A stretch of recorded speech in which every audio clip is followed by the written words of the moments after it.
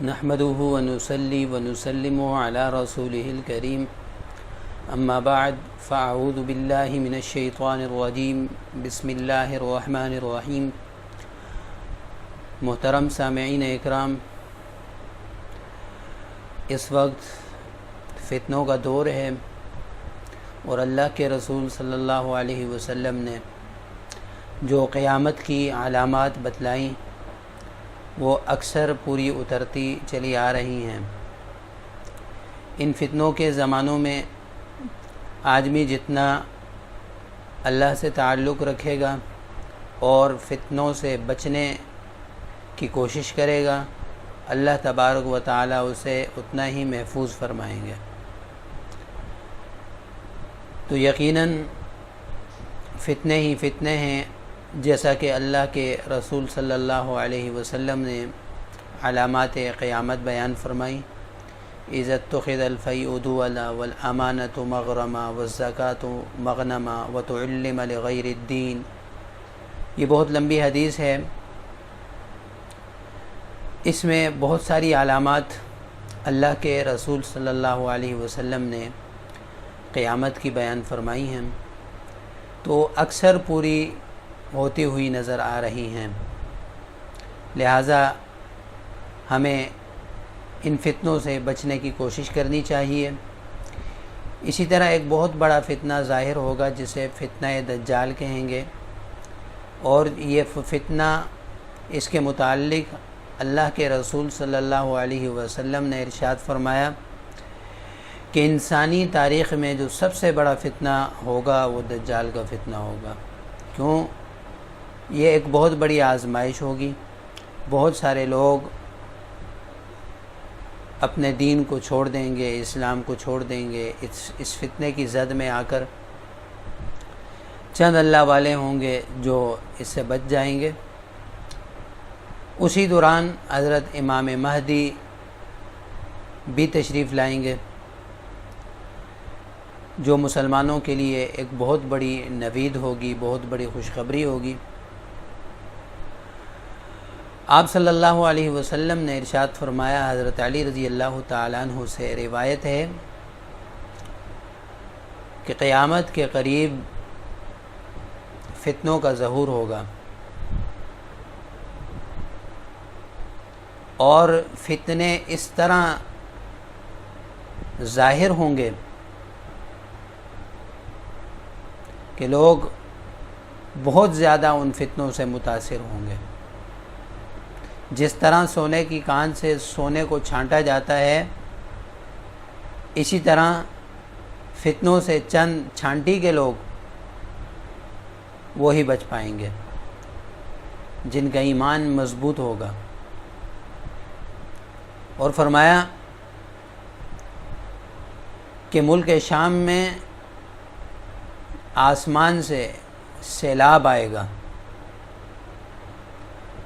یعنی ایسی موسلادھار بارش ہوگی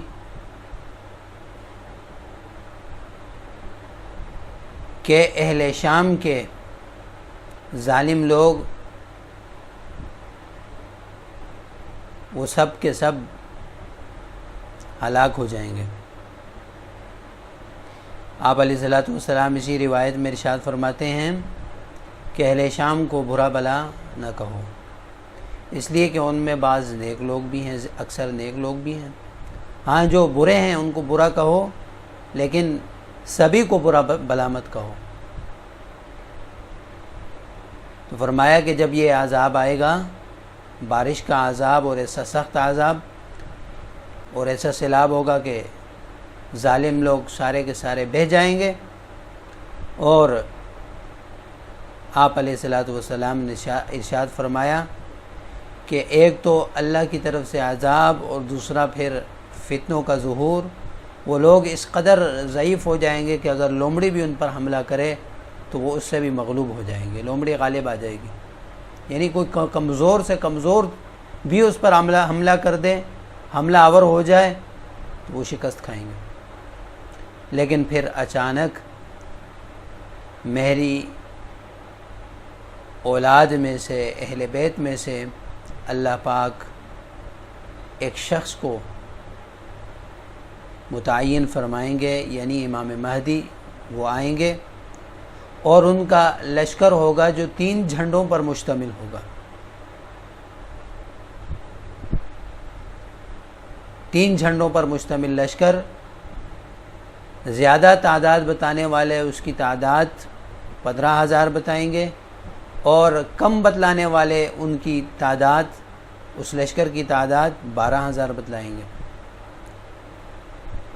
اور ان کی زبان پر ایک کلمہ ہوگا امت امت۔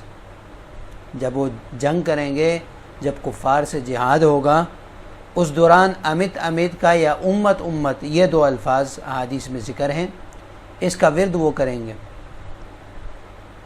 اکثر دیکھنے میں آتا ہے کہ جب لشکر حملہ آور ہوتے ہیں، خصوصاً شب خون کے موقع پر جب لڑائی تیز ہوتی ہے، تو ان کے مخصوص الفاظ ہوتے ہیں جس کی بنا پر وہ اپنے ساتھیوں کو بتلانا یہ ظاہر کرتے ہیں کہ کہیں ہمارے اپنے ساتھی اپنی تلواروں سے نہ کٹ جائیں، اس لیے ان کو بتلانے کے لیے، ان کو متنبہ کرنے کے لیے چند مخصوص الفاظ کا استعمال کیا جاتا ہے۔